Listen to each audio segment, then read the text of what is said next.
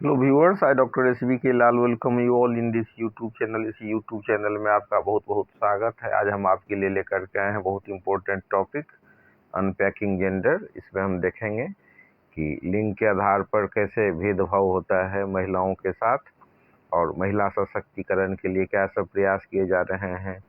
अंतर्राष्ट्रीय महिला आयोग बनाया गया है और अलग अलग क्षेत्रों में महिलाएं कैसे आगे बढ़ रही हैं, तो महिलाओं के एम्पावरमेंट के लिए क्या सब काम किया जा रहा है, और शिक्षा की प्राप्ति के बाद कैसे दिशा बदल रही है। भारत बहुत अग्रगण्य देश है। अगर हम दुनिया भर से में तुलना करें जो महिलाओं को कितना सताया गया और कितना देरी से उनको अधिकार दिया गया, तो इंग्लैंड में 1928 में वोटिंग राइट दिया गया और फ्रांस में बहुत मांग के बाद 1944 में दिया गया। लेकिन हमारा जब संविधान बना तो शुरू से ही महिलाओं को अधिकार दिया गया है। तो ये अलग अलग जो बेसिस है उसके आधार पर हम देख सकते हैं कि महिलाओं के साथ कितना भेदभाव होता है, चाहे मतलब फैसिलिटी के आधार पर हो, चाहे नेशनल इनएक्वलिटी के आधार पर हो, मोर्टिलिटी रेट की बात हो कि कैसे महिलाएं ज़्यादा पहले कुछ कर जाती हैं दुनिया से, कैसे उनका मृत्यु दर अधिक है और कैसे उनको कुछ स्पेशल अपॉर्चुनिटी, कुछ विशेष मौका मिलता है या मतलब कम मौका मिलता है, इन सब के बारे में, और प्रोफेशनल या मतलब ओनरशिप या हाउस होल्ड इनइक्वलिटी, इन सब पर इसमें हम चर्चा करेंगे और देखेंगे कि महिलाओं को भी जब अवसर मिलता है तो वीरांगना हो सकती हैं, पढ़ाई कर सकती हैं, प्रोफेसर बन सकती हैं, कंपनी का सीईओ बन सकती हैं। आज हम देख सकते हैं कि अमेरिका में जो बड़ी बड़ी ब्रांडेड कंपनी है, या भारत में भी जो बहुत ब्रांडेड कंपनी है, तो उन ब्रांडेड कंपनियों का सीईओ भारतीय महिला हैं या दूसरे भी देश की महिलाएं हैं, उनको मौका मिलता है। तो अनपैकिंग जेंडर में हम देखेंगे कि महिलाओं के साथ जो भेदभाव होता है वो जो जब जेंडर के आधार पर होता है तो उससे कैसे विसंगति उत्पन्न होती है। महिलाएं काम करती रहती हैं घर में, बच्चों को संभालना, देखभाल करना, हस्बैंड के लिए लंच बनाना, और जो अगर हम भारत में देखें तो बहुत सारे जो मर्द होते हैं, मैन होते हैं, वो चले जाते हैं बाहर में कमाने के लिए, और घर पर जो महिलाएं होती हैं और कैसे दिन रात खटती रहती हैं, चाहे जानवरों को चारा देना, जानवरों को पालना, उनका दूध निकालना और दूध को बाजार के लिए भेजना, बच्चों को पढ़ाना, बच्चों का कपड़ा धोना, बच्चों को स्कूल के लिए तैयार करना, उनके लिए लंच बनाना, ये सारी क्रियाएं, सारे काम उनके द्वारा संपादित होती हैं।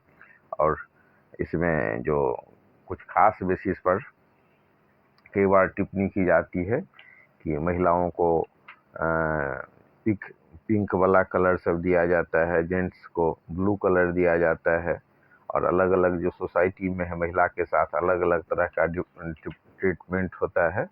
और जो स्टीरियोटिपिकल जेंडर रोल्स है, अगर मतलब स्टीरियोटाइपिंग पुरानी सोच की बात करें तो कैसे उसमें महिलाओं को अवसर नहीं दिया जाता है, उनको न्यूट्रिशियस भोजन नहीं दिया जाता है घर में। बहुत पुरानी सोच की बात करें तो हम देखते हैं और आकलन कर सकते हैं कि अगर किसी के घर में बेटा और बेटी है तो बेटी को रूखा सूखा भोजन दे दिया, दूध नहीं दिया, दही नहीं दिया, या नॉन वेज आइटम है वो सब नहीं दिया, और बेटा को ज़्यादा मानदान किया जाता है। तो ये सब स्टीरियोटाइपिंग सोच है। और वर्तमान में हम देख सकते हैं कि जो मतलब उसको वीकर सेक्स के रूप में जो बर्ताव करने की बात आ रही है उस समय भी चेंज हुआ है। और बिहार जैसे राज्य में तो जहाँ पर मतलब आरक्षण दे करके महिलाओं को काफ़ी आगे बढ़ाया जा रहा है। बिहार में तो मान लीजिए किसी का हस्बैंड है और कोई महिला चाहती है कि मतलब वो काम नहीं करे, घर का ही देखभाल करे, और योग्य होते हुए भी तो बहुत कम मार्क्स पर महिला सब के लिए 33% आरक्षण दे दिया गया है। पुलिस भर में भी चाहे वो काम कर सकती हो कि नहीं, जितना उसको पैसा मिलता है उस हिसाब से, लेकिन उसको आगे बढ़ाया जा रहा है। उसी हिसाब से जनप्रतिनिधि में भी हम देख सकते हैं बिहार जैसे राज्य में जो उसका हस्बैंड ही काम कर रहा हो लेकिन रिजर्वेशन दे करके उसको जनप्रतिनिधि भी बना दिया गया है। तो जेंडर के नाम पर कई बार पुरुष सबके साथ भी भेदभाव होता है, और महिला अयोग्य हों फिर भी उनको नौकरी दिया जाता है, चाहे उससे राष्ट्र का कितना नुकसान हो। तो एक ये भी सोच डेवलप हो रहा है, या मतलब कहीं पर फेमिनिज्म का दबदबा है, जो महिला सबको आगे बढ़ाने की बात हो रही है। लेकिन कहीं कई जगह ऐसे हैं जहाँ सही में भेदभाव होता है, उनके कार्य का आकलन नहीं होता है। तो स्टीरियोटिपिकल जो जेंडर रोल है उसमें जो ऐसी मान्यता है कि महिलाएं कमज़ोर होती हैं, पुरुष मजबूत होते हैं। और महिला जो मतलब वीकर सेक्स हैं, और उनका जो रोल है बचपन से ही उनको सिखाया जाता है कि कैसे उनको विनम्र होना है, कैसे उनको अनुशासित रहना है, और कैसे उनका गेम सब भी अगर दिया जाए तो उनको घरौंदा बनाना जैसा गेम सब दिया जाता है। तो महिलाओं को इनकरेज किया जाता है कि गेम्स में, क्लॉथिंग में, वे ऑफ स्पीच में, और दूसरा जो एस्पेक्ट है कल्चर का उसमें उनको बताया जाता है कि वो कैसे पुरुष से कमज़ोर हैं। Males are told boys do not cry. लड़का को सिखाया जाता है कि तुम लड़का हो, तू लड़का होकर के तुम रोते हो। और उसको जो दिया जाता है मतलब ये खिलौना सब, वो गन दिया जाता है, कार दिया जाता है। वहीं पर लड़कियों को खिलौना में डॉल्स दिया जाता है या प्ले हाउस दिया जाता है। तो ये जो मैटर है उसमें है कि जो महिलाएं सॉफ्ट होती हैं, ओबीडियंट होती हैं, और पुरुष को टफ और डोमिनेटिंग होना चाहिए। पुरानी सोच के हिसाब से अगर हम देखें तो महिलाओं के प्रति जो निगेटिव सोच रखने की बात होती है, महिलाओं के साथ भेदभाव होता है, उनके साथ बराबरी का व्यवहार नहीं किया जाता है। और ये जो है सो एक व्यक्तिगत रूप से उनको भी, उनका महिला होने के नाते उनका ठीक से विकास नहीं होता है। ये जो प्रेजुडिस और इरेशनल जो थिंकिंग है, ये जो उनके साथ जिसके कारण उनको भेदभाव होता है, उनको हटाना चाहिए। और जो आदमी का जो ब्रेन है उसमें जब ये शुरू से ही सिखाया जाता है कि मतलब महिलाएं कमज़ोर होती हैं फिजिकल स्ट्रेंथ में, और वो कुछ खास ही काम कर सकती हैं और कुछ खास काम के लिए नहीं है। तो एजुकेशन सिस्टम के हिसाब से हम देख सकते हैं कि भारत में कितने बड़े बड़े पद पर महिलाएं आ रही हैं, चाहे वो घुड़सवारी हो, हवाई जहाज उड़ाना हो, आर्मी ऑफिसर हो, सब में काम कर रही हैं। लेकिन कई बार जब महिलाओं की विकास होती है तो उसमें जो अभिजात वर्ग की महिलाएं हैं उन्हीं के बारे में सोचा जाता है, ऐसी महिलाओं के बारे में नहीं सोचा जाता है जो कंधे पर बच्चे को उठाए रहती है और माथा पर ईंटा लेकर के मजदूरी कर रही है। ऐसे महिलाओं के बारे में नहीं सोचा जाता है। कई बार महिलाओं के विकास का मतलब होता है कि मतलब जो अभिजात वर्ग की हैं, जो बहुत पढ़ी लिखी हैं, उनका ही नहीं। लेकिन कई बार हम देख सकते हैं कि समाज में ऐसी महिलाएं हैं जो घरेलू कामकाज से लेकर के और मजदूरी तक, और बच्चे को पढ़ाने में जो भूमिका अदा करती है, चाहे महिला लेबर है। तो अनइक्वलिटी का मतलब, जेंडर इनइक्वलिटी का मतलब है कि समान काम के लिए भी उनको समान वेतन मिलता है। समान श्रम करती हैं फिर भी महिला लेबर को कई बार कम पे किया जाता है। और अगर हम जो ग्रामीण क्षेत्र से की बात करें तो बाहर में जो चले जाते हैं मर्द सब कमाने के लिए, माइग्रेट करते हैं सिटी में बहुत लार्ज नंबर में, तो वहाँ पर महिलाओं की रिस्पॉन्सिबिलिटी और भी ज़्यादा बढ़ जाती है।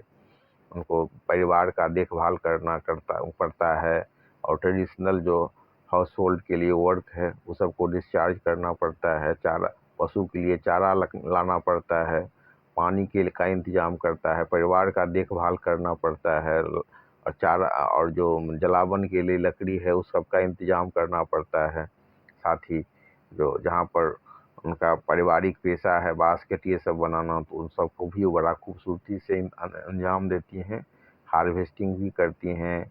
और उसके अलावा जो खेती सब का देखभाल करती हैं, पशु, मुर्गी, गाय, इस सब का भी पालन में बहुत महत्वपूर्ण भूमिका अदा करती हैं महिलाएं। तो जो डोमेस्टिक मेड हैं और शहर में, उनकी भी स्थिति बहुत ज़्यादा अच्छी नहीं है, उनको भी बहुत ही अनहाइजीनिक कंडीशन में बहुत सारा काम करना पड़ता है। और हम देख सकते हैं कि जो महिला लेबर है, कई बार आप दर्शन हो जाएगा कि कैसा कमज़ोर दिख रही है, लाचार और विवश है। वो अपने छोटे बच्चे को कंधा में दबाए और काम करते हुए आपको नज़र आ जाएगा। तो ये कुछ मानवीय पहलू हैं, उन पर भी जो नियोक्ता हैं उनको ध्यान देना चाहिए। लेकिन कई बार अगर इसके ग्राउंड पर अगर सख्ती बरती जाए तो उनको काम ही नहीं मिलेगा, तो उनकी स्थिति और भी दयनीय हो जाएगी। और उसके बाद हम देख सकते हैं कि एजुकेशन सिस्टम एक ऐसा चीज़ है जो महिलाओं की स्थिति को बदल देता है। कई बार हम देख सकते हैं कि मेहनत करके ग्रामीण पृष्ठभूमि की भी महिलाओं को जब प्रॉपर एजुकेशन मिलता है तो वो प्रोफेसर, पायलट या मतलब ड्राइवर या लोको पायलट जैसे पद पर पहुंच जाती हैं। तो काम पर की अगर हम बात करें तो महिलाओं को जो ड्यूटी करना पड़ता है अपने मेल काउंटर पार्ट के तुलना में, तो किसी मामले में कई बार कम नहीं होती हैं, लेकिन उनको मतलब कम दरमाहा मिलता है। हालांकि संवैधानिक जो प्रावधान है भारत जैसे देश में, तो ये अनइक्वलिटी बहुत कम है। आप किसी भी सरकारी क्षेत्र में ऐसी बात नहीं कर सकते हैं कि महिला होने के नाते उनको कम दरमाहा मिलेगा। तो इस तरह से हम देख सकते हैं कि महिला जो काम कर रही होती हैं घर का और जो दफ्तर का और माने बाजार का सारा काम, तो उनका जो अनकाउंटेबल योगदान होता है। और जब हम जेंडर अनइक्वलिटी की बात करेंगे तो महिलाओं के द्वारा जो घरेलू काम सब किया जाता है तो उसका कंसिडरेशन नहीं होता है। तो ये सब दिक्कत है। और जो होम मेकर है या मतलब जो केयर गिवर हैं के रूप में महिलाएं हैं, वो बच्चों को जन्म देती हैं, उनको देखभाल करती हैं, उनको खाना खिलाती हैं और जब बीमार पड़ती हैं तो देखभाल करती हैं, या मतलब ओल्डर जो मेंबर हैं फैमिली का उनका भी देखभाल करती हैं। तो आज हर एक क्षेत्र में महिलाएं बढ़ रही हैं, चाहे ड्राइविंग जैसा ट्रेडिशनल क्षेत्र है जहाँ पर महिलाओं का पुरुषों का एकाधिकार माना जाता था, वहाँ भी महिलाएं आगे बढ़ रही हैं। और मेन चीज़ है एजुकेशन, जिसको प्राप्त करके महिलाएं आगे बढ़ रही हैं। दुनिया में भी अगर हम बात करें तो महिलाएं जो फिलोसफर हुई हैं, कवित्री हुई हैं या मतलब उपन्यासकार हुई हैं, तो सब क्षेत्र में महिलाओं का योगदान बढ़ा हुआ है। तो जो परिस्थिति है, जो सिचुएशन है वो चेंज हो रहा है धीरे धीरे, और महिला के प्रति जो डिस्क्रिमिनेशन है उस समय भी काफ़ी कमी आई है। और discrimination against women increased and they were denied their rightful place। जहाँ पर भेदभाव होता है महिलाओं के प्रति, तो वहाँ जो उनका जो राइटफुल प्लेस है उसे वो डिनाई की जाती हैं। और आपको कई ऐसा उदाहरण मिल जाएगा जब प्रॉपर एजुकेशन मिला और ध्यान दिया गया तो महिलाओं का काफ़ी एम्पावरमेंट हुआ है। पॉलिटिकल इकोनॉमिक्स स्फेयर पर भी हम देख सकते हैं कि कितना आगे बढ़ी हैं महिलाएं देश को बढ़ाने के लिए, परिवार को बढ़ाने के लिए। और अलग अलग क्षेत्र में, चाहे कला हो, इंजीनियरिंग हो, इंफॉर्मेशन टेक्नोलॉजी हो, टीचिंग हो, एरोनॉटिक्स हो, गेम स्पोर्ट्स हो, सब में महिलाएं आगे बढ़ रही हैं, देश के लिए पदक ला रही हैं।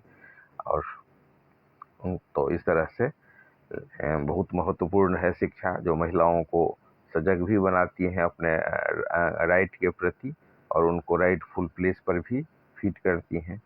तो इस तरह से हम देख सकते हैं कि एजुकेशन दे करके महिलाओं का एम्पावरमेंट हो सकता है, महिलाएं आगे बढ़